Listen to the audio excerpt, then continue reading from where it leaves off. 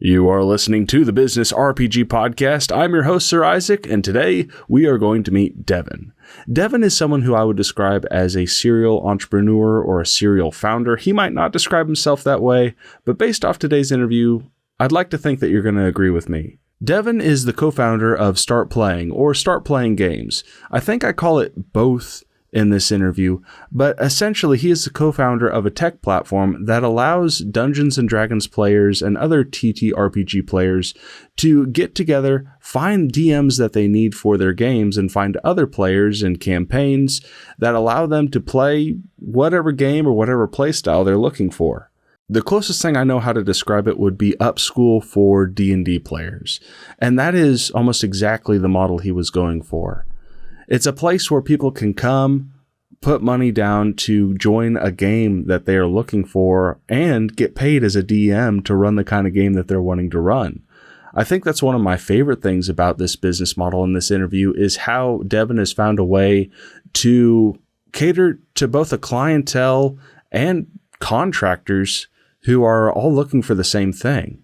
I do get very nerdy in a way that really brings out the production part of my persona, you could say. As you guys know, we work in production. So it was really nice to talk to someone else who was in that niche, but it's not something I knew about going into the interview. So you're going to learn along the way with me and get excited, hopefully at the same time, about some of the things he's doing. Devon, welcome to the Business RPG. Thanks for having me. Thank you for gracing us with your beard. I am jealous. Listen, we both got beards. There's nothing to be jealous about. For the audio listeners, the show is on YouTube, so you can come over here and see Devon's amazing beard. It's worth it. But before we get off to the races on facial product, tell us who you are and what you do. My name is Devon Chulick. I'm one of the co-founders of StartPlaying and the creator of Total Party Chill. Oh, okay. Wait, say that last name again? Total Party Chill. You know, in D&D, if your whole team dies, it's a total party kill. Ah, yep.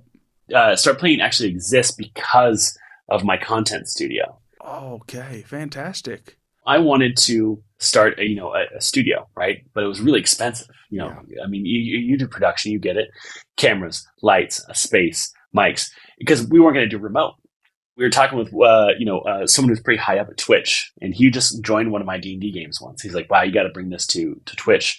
We'll help you guys get set up. And so we had a little bit of inside help with them because he's like, I love your guys' stuff. But again, I was like, it's so expensive. And so at the same time, I was teaching a lot of people how to play D&D because I love the game. And someone was like, hey, would you run this for my office? And in my head, I think, dude, that's a lot of work. Like, I don't want to run for your, like, what? And I don't know these people. And they then followed up really quickly saying, our budget for things like this is around $500. And I was like, whoa, that's crazy. That's exactly what I charge for this kind of service. And so I started running these pro games for companies and other people as a way to build out my studio. And then the studio got big, and then the studio also helped, promote this. And before I knew it, I was running more games than I had time for. And I was hiring other dungeon masters locally to go and run games for companies and families and, groups of friends. And then that's when Bloomberg Business Week reached out to me and said, hey, we'd love to do a feature on you as a professional dungeon master. You can find this now. It's called The Rise of the Professional Dungeon Master. Once that came out, I had tons of inbound emails, direct messages, phone calls from people who wanted to do the same thing. Like, I'm a dungeon master. I would love to make money doing this.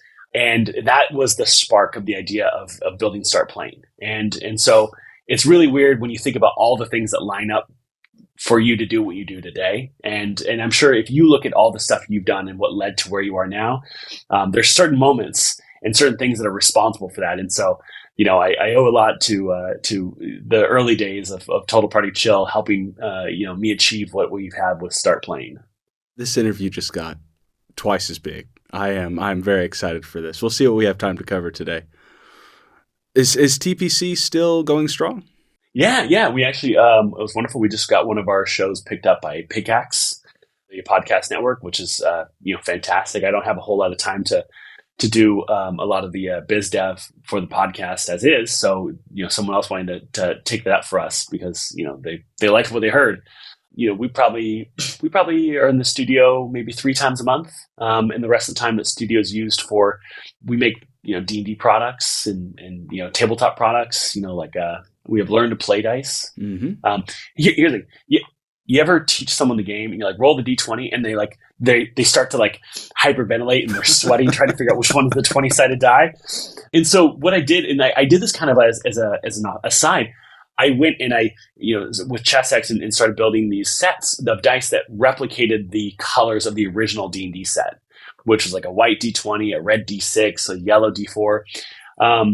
And I just had them for myself and my friends. And I realized when I told someone who was learning, I was like, oh, roll the D20, the white die. And I was like, oh, wait.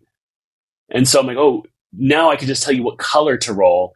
And it really helps people who are brand new to have a dungeon master say, roll the red die. It's a 6-sided die. And over time, they start to get really familiar and comfortable with the dice because of that. So let's go back to what you were talking about before when you were hiring DMs, when you were connecting the dots on what it was to essentially project manage for a fantasy world, because that's exactly what it sounds like. Was that your proof of concept for establishing that there was a demand for a service like Start Playing? Yeah, there was actually 2 moments, right? I knew that people wanted this because the people were hiring me. When we started Start Playing, we thought the model I was doing was going to be what was successful, but it wasn't. See, the very early days of Start Playing was a website where you can see a dungeon master and they say, hey, this dungeon master is willing to run this adventure. And the dungeon master say, like, this is my world, or this is this, module. If you want to play in this module, 5 people can play in this. And you would book that module and you bring 4 friends. No one booked that way. It didn't happen. I remember seeing well, maybe there's just no traction to this. And I remember I was reading a comment on a TikTok or an Instagram or something, and someone was commenting on one of my posts like, man, I really wish I had friends to play D&D with. And I was like, wait, that's it. So we changed the early, and I tell you, hindsight's 2020. Anyone that looks at it now is like, well, of course that's how it was, stupid. But at the time, we didn't see it. We changed the site to be book a single seat in a game. And you could book a seat in a game and you could book with 3 or 4 more people. And you would have a group of 5. Then you become friends with these people. And it makes sense in hindsight, right? But that one change completely began to skyrocket our bookings. It went from oh my gosh, we got 10 bookings today, to now it's oh my gosh, we had 150 bookings today, to oh my gosh, we had 300 bookings, so it's just one of those things where you don't see these things until there's this glimpse of oh, we should try this one thing, and you see traction come out of nowhere. Man, so at what point did this make sense to go all in on as far as a business model? Where, I mean, you have a website. It reminds me almost like Upschool, except all D&D based. What was the magic moment? Here's the thing. So my co-founder was in Y Combinator at the time. Y Combinator is a very prestigious startup accelerator. They have a lower acceptance rate than Harvard. Oh, wow. And he was in there with a product he didn't like. And it's really common when you're in a startup accelerator to pivot what you're building, because what you're building didn't work, or it's not, scalable, any reason. And it was the first day of lockdown. Oh, wow. And he was like, oh, there's going to be 6 weeks of this lockdown for this illness. I won't be able to work on this brick and mortar fintech product. And he was also like, I really don't like it. And the classic startup advice, right? Classic business advice is, for a startup, find a problem you have and fix it. And his problem was he could never find a D&D game. He couldn't get any of his friends to play D&D. He was always struggling to get the group together or to find people who were invested enough. And so he thought, I wonder if there's such thing as a professional dungeon master. And so he Googled it, and he found this article on Bloomberg Business Week called The Rise of the Professional Dungeon Master. And it featured this guy, Devon, who also lived in San Francisco. So he called me up, and he's like, hey, I had this idea. And I was like, wait, I had this idea. And we were on the phone for 4 hours. And the next day he's like, do you want to build this with me? Do you want to be my co-founder? And I was like, absolutely. Now I was still working. I still had my day job at the time. I was a product manager in e-commerce. And we got to the stage where we had traction. We had $10,000 in GMV. We had done what's called demo day, where we present in front of a bunch of, angel investors and VCs after graduating through Y Combinator. And then you have all these meetings afterwards, and you're essentially trying to get an angel round. That's where you raise small amounts of money to kind of go forward and see, can we build this to make it something scalable? And I remember I was talking to someone that was in my network who I knew was an investor, an angel investor. And we had told him what it was. We were on this call with him. We were raising money. And he's like, yeah, I'm in for 100. And at that moment, I was like, this person just casually said they were in for $100,000 investment in this. One of 12 people. And I was like, this has something. If someone, I knew he's a smart guy. If he saw it, I knew that he believed in me. I believed in me. But that was really a very real moment when someone, casually said, yes, I'll invest $100,000 into this. Wow. Yeah. My business nerd is really coming in strong right now. The things that those investors see on a day-to-day basis between what works and what fails, the moment you get that stamp of approval that their money is going to back you, that's huge. Yeah. So with your business model, let's dig on that a little bit. Are you a majority equity holder in your business? And if other people are owning the equity, what does that do for you compared to if you're a solopreneur or if you're a 100% owner? Like what changes for you? Well, let me tell you, there's this great book called The CEO Within. And it's a fantastic book, especially it breaks down a lot of stuff like how you should do equity, how you should do equity with co-founders, how you should do equity with people you hire. When you sell equity to a private investor, right, to an angel investor or to a VC, there's terms that come with that. There's usually something called a terms sheet. And that's usually if you are raising from a venture capitalist or private equity. And that term sheet means you get X if I get Y. Sometimes that means they get a board seat, and that board seat means they can decide what you do with your business. And sometimes when you're small, you don't have to give up a board seat or enough of your company where outside investors can tell you what to do. Right? You need to figure out what's best for you. That book is a fantastic read. I really wish I had read it before I had started. It talks a lot about how to structure your company and your equity and how to bring on other people. I'll make sure that book gets down in the show notes below.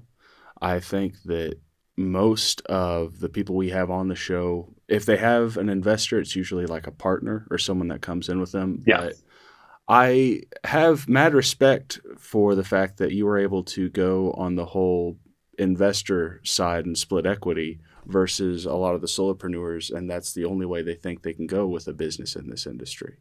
Well done. Well done. Thank you. The way I see it, you kind of have two different audiences that you're having to work with. You have the people coming in to play games, sign up for the service, buy those seats, whether they're buying for themselves or maybe they do bring a couple of friends in. And then you also have the dungeon masters. It seems like you have two ideal clients that you're working with at the same time. Speak to the two different sides that you're working with and what your process is for finding the ideal DM or the ideal game player. So it's really interesting when you're a marketplace, right? We're a two-sided marketplace, which means, we have the player side and the GM side, right? Your supply and your demand.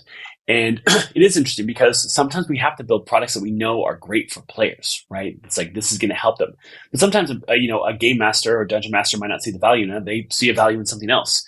And so you really have to balance a lot of development to kind of serve both customers. And you got to know at the end of the day, like, you got to hope that your users understand that, like, hey, listen, our success is based off of you succeeding. We want you to succeed. If you don't, we don't.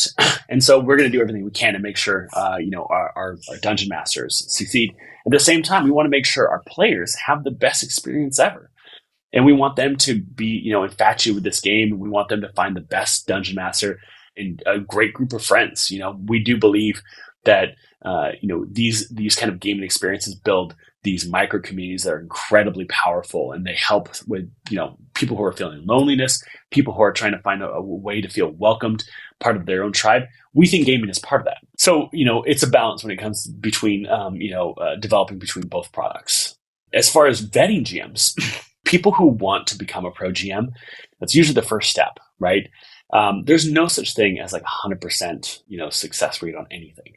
But people usually who seek this out, they have what's called a growth mindset. And that alone is what makes a game master successful. If you can take feedback, if you can take criticism or constructive criticism, you could use that to improve yourself.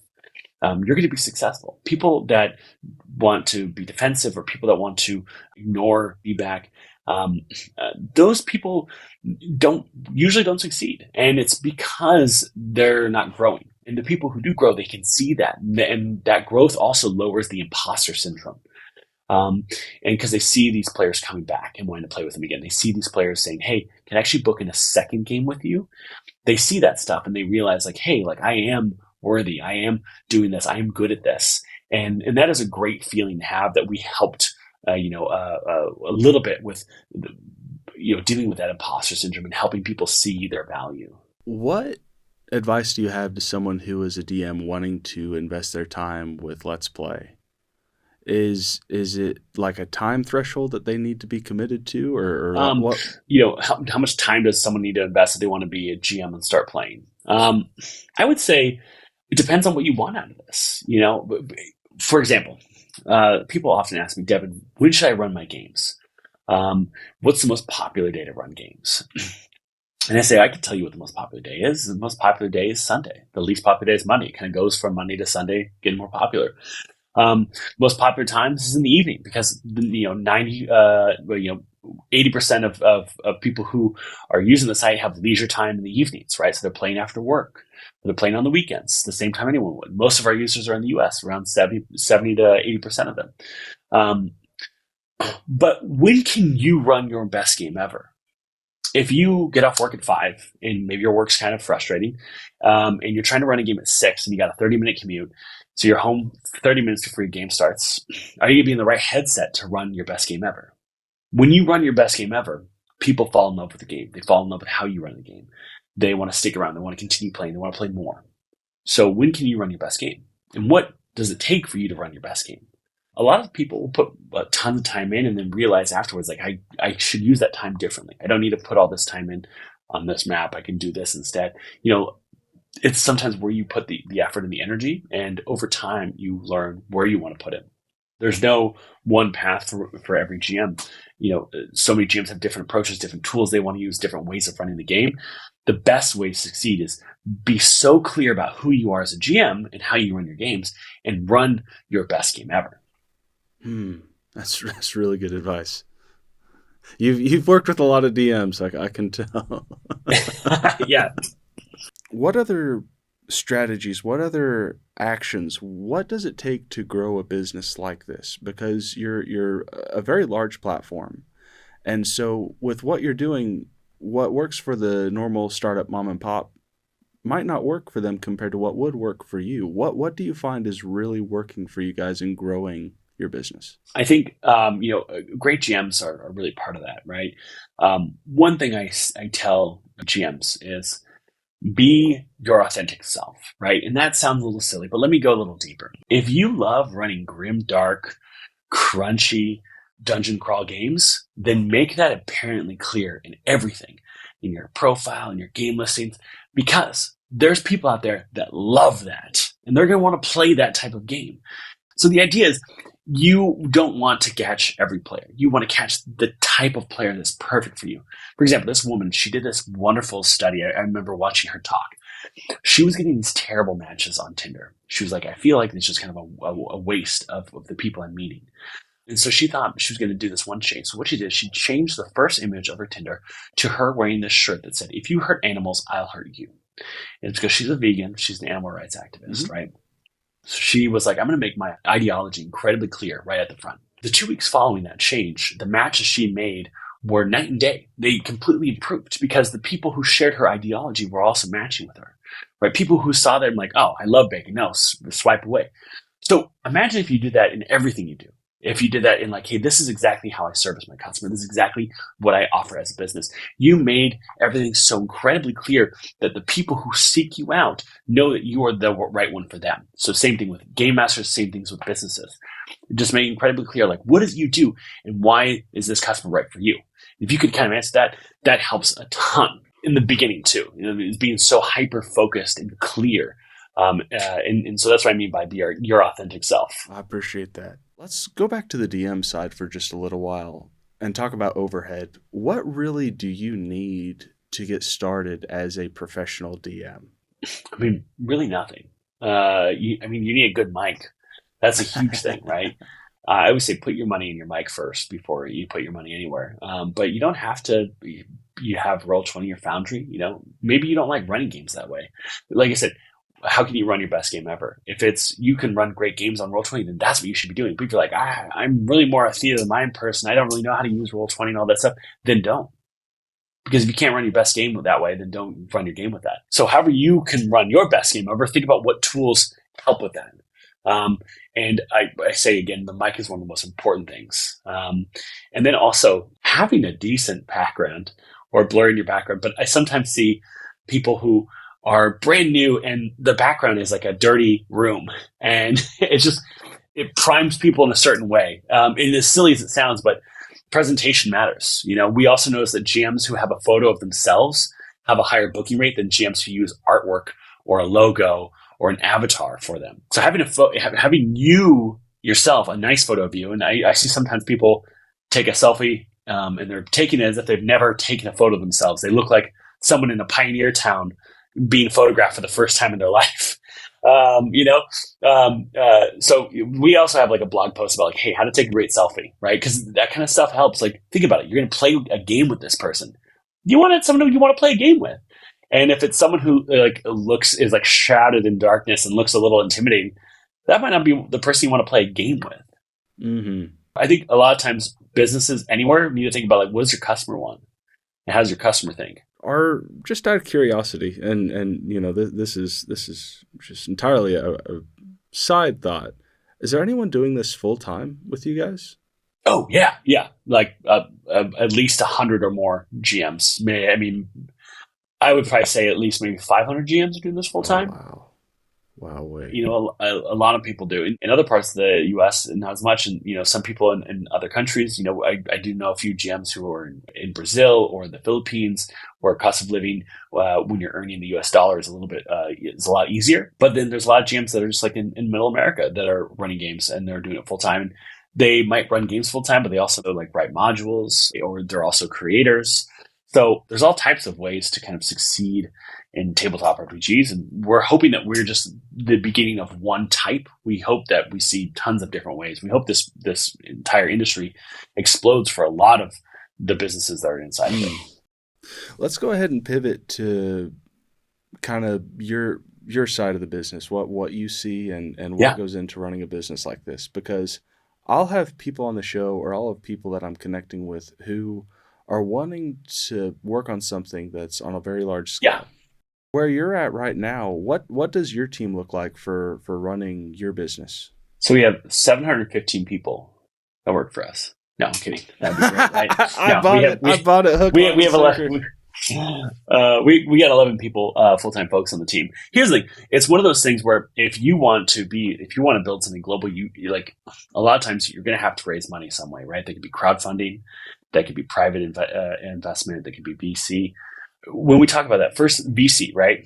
Venture capitalists will usually only invest if it's $100 million or $1 billion idea, right? That's how VCs look at things, because they're investing a lot of money into a bunch of things and hoping one of them pays off as $100 million, $500 million, or $1 billion company. Angel investment is friends and family, right? And that's saying like, hey, like I'm hoping that this, will, pay you back, 20, 30% return, you can look at it like how a lot of people also like frame, restaurant businesses where there's like a 5-year payback period. If you are going to crowdfunding, you have to have something that I've seen a lot of tech products go to crowdfunding and just not succeed. And it's hard because that is also great because it shows no one wants this. And that is such a hard thing to hear. But you need to get out of the echo chamber of your friends and family that are saying that's a great idea. Because that is why so many people end up failing, is because they're asking people that don't want to hurt their feelings. And it's a really hard thing because I've talked to a lot of people like, hey, here's my startup idea. What would you like from me? It's like, well, does it have legs? I'm like, okay. I'm going to treat it as if I was a VC. Like, this is what they would ask, this is what they would say. And it helps a lot of people because they realize like, okay, this actually isn't what I need to be working on. Like, I want to actually change it to this. And they kind of realize, and they save themselves so much time and energy. So crowdfunding is a great way to prove out, do people want this? But in other ways, you can just start talking. You can find people and call them up and be like, I would like to talk to you about this. Can I have, 10 minutes of your time and see if it's something they like? There's a great book called The Mom Test that talks about this. Yes. And if you're trying to sell something, after you interview them, like, cool, I've made this. Will you buy it from me? It's $20. Will you give me $20 right now to sell it to you? And if the person's like, then they don't really want it. If they say, yeah, okay, great. And they go to pull out $20, like, cool. Actually, I haven't built it, but I'm glad that you would pay for it. Like you really ask them for the money or to pay for X thing. And if they do, great. Another way is sign up forms. I've seen so many businesses succeed because they're like, I'm going to be building this, and it goes viral. They get, 1 million people signed up for something, and they can go to an investor and say, like, I have 1 million people that want to sign up for this thing I want to build. And like, yeah, okay, we'll invest in you. But the other thing is, like, you have to be the person that's worth investing in. If you are not a technical founder, right, and you have a technical idea, no one's going to give you money unless you have a technical co-founder. Mm-hmm. And you have to have someone who can build it, right? Or you have to be someone who has a history of being able to hire technical co-founders. But if you have an app idea, you've never built an app, and you have no person on your team to help build that app with you, you're not going to get money. And it's going to be a lot harder to succeed. So those are that. I just threw a lot of spaghetti at the wall. Sorry, but yeah, that's just like some things to remember when you're trying to figure out how to start a business. Where do you see the future of this industry going? Because depending on where you go, there's this factor that I'm finding with some online businesses where their numbers have either gone down or they've gone up. What do you see the future of your business looking like in the next 5 years or so? A lot of people always ask, like, is AI going to that's a huge make one. Yeah. your product obsolete? No, I actually think AI is going to make our product more expensive. You're the first person to say that. Well, here's the thing. AI will be everywhere in the next 5 years. You go to the store, there'll be AI. You call anyone, there'll be AI. You do anything online, there'll be AI. You'll be inundated with artificial intelligence bots that you are communicating with on a daily basis to such a degree that having a person who is a concierge of sorts of entertainment for you is a luxury. It is something that you're like, wow, how great is this? Because it's not the norm. When you think about it right now, like, video games aren't beating us. I mean, video games beat us, like, just generally because they have such a larger, total addressable market, right? But we exist not in spite of video games, but we are something different, right? So people saying, like, AI will get rid of professional dungeon masters. I mean, video games already exist. That is AI dungeon masters. I don't see it going away. I see it as actually it gives us even more value because having someone there that is the concierge of a group, right? They're there to make sure everyone has a good time. If a robot makes a rules call and you don't like it, but a person making the rules call, you got to kind of go with the flow. You kind of got to address that, like, hey, we've agreed on, like, this person's kind of in charge of the group and the rules, right? So it doesn't work the same with AI. I thought we would actually see a slowdown when the lockdowns began to lift and we saw, people returning to office and things like that. And we saw the opposite. People are stoked that they can get this game and they don't have to worry about the commute. They can jump on. They're in their own place. They're comfortable. They are in places where they don't have people they can go and play games with. And this allows them to access those people. This allows them to go outside where they are. And I think it is one of the few ways we are seeing the internet actually bring people together, even though the internet has been so good at isolating people. Preach. No, right on. Right on. Devon, one of the questions that I get from people, whether they're reaching out to me directly or whether or not it's an organic conversation that comes up as a result on or off the podcast, is how do I get started? How do I take my idea and turn it into a business? What advice would you have for a starting out entrepreneur? So many people put up false obstacles. Like, I can't get started because I don't have the money for it, or I don't have the skill. What can you do, right? Can you find 20 people who don't know you, who have no interest in saving your feelings, that you can ask if they think this is a worthwhile product, and you could ask them to pay for it? There's so much that you can do that isn't just actually building the product, is taking steps towards the product. Can you put aside 2 hours to learn how to create a sign-up form website? Yeah, of course you can, right? Can you then, for the next month, make 100 TikToks, hoping, waiting for one to go viral to send people to that sign-up form to then say, cool, I got proof of product. People want this, right? there's a lot of things you can do. There's also like, if you're like, hey, I can't do this alone, then where do you find that person? And think about where that person would be and start going to those places and start cold emailing people, cold calling people. I met my co-founder through a cold phone call, right? I have had numerous opportunities because I took the chance and I answered the unknown number, or I went out and I sought something out, or someone sought me out and I said yes to it. So there's nothing stopping you. You can't build your dream tomorrow, but you can start taking steps towards it. What do you say when it comes to failure, when you're on that path and there's something that comes up? Because to get to where you're at, where you're a full-time entrepreneur, it doesn't matter, big scale, small scale, however you want to categorize yourself, you have to run into a lot of failures. What is your response to that? So if you failed, why? And what are you going to change? And if every time you fail, it's someone else's fault, then you're not going to grow. And that's not to say like sometimes your failure is due to others, but can you learn something from that? Can you learn like, okay, I actually have to have, I have to be a little more on top of how I run this because, the people I put in charge, ran the different direction and that didn't work. That's still you. That's not them, right? Because you were overseeing them. So the really thing is like, can you learn from your failure? Can you understand why the failure happened and what you need to do next time? If you're learning from that, then that failure is okay, right? But it is really hard because if you don't have VC funding, failure is a lot harder, right? People who have VC funding, people who are already successful, they can fail a lot of times and they can fail big and they can still bounce back from it. And they don't have to learn a whole lot from it. But if you are a solopreneur and you're bootstrapping your project, your failure is a lot more impactful. So you got to make sure you are getting every ounce of value out of that failure as possible. And that's learning everything you could have done differently and figuring out how you can change your approach next time to prevent that.